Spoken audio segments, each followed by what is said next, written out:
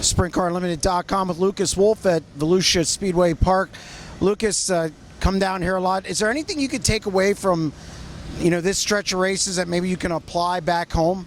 Well, it's certainly a good start to the season. We started Volusia, which is very fast, very intense racing. So it's good for me to go home and already kind of have a warm-up on the season and kind of hit the ground running, so to speak. A lot of the other guys are going to be racing their first couple times throughout the year. Hopefully that gives us a little bit of an edge. One of the benefits of having the opportunity to come down here. As far as comparing Volusia to any track at home, not really. Especially the style of racing here is a little bit different, but ultimately it's great for me to get down, get the season started early. Now you're in a different car, obviously, than you are back at home. You drive for Michael Barshner back in Central PA. From a notebook standpoint, is there anything you can apply? I mean, obviously it's different, surface is different, but is there anything you can take that maybe you can use back home that maybe you learned down here?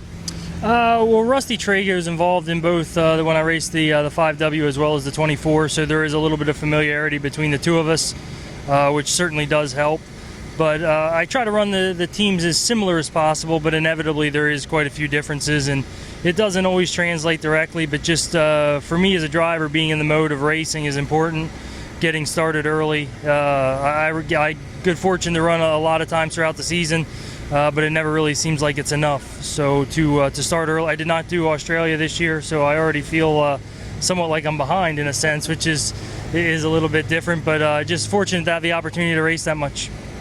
Now, being down at Volusia, what makes this place so tough? I mean, obviously, it's the fastest track, the fastest half mile in the country. I didn't believe it until I first saw it. I thought Eldora was, but no, it's definitely this place. What makes this place so tricky and makes it so difficult? Well, certainly the strength of the field is what makes it extremely difficult, because there isn't a bad car in the pits. It's top level national talent throughout the whole field, so that makes it very challenging. The track is a bit of an interesting dynamic. It's not really as straight of straightaways as what we see in Pennsylvania. The backstretch has a slight bend to it the whole length, so it's a slicker straightaway. It's hard to keep up your speed. There's a lot of technical aspects, almost similar to for me to going to like Knoxville.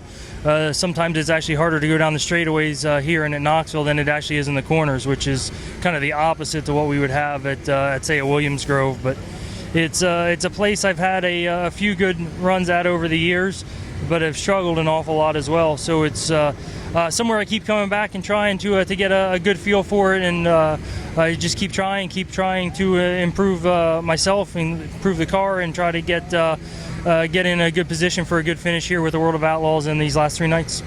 Last question, we'll get you out of here for warm-ups.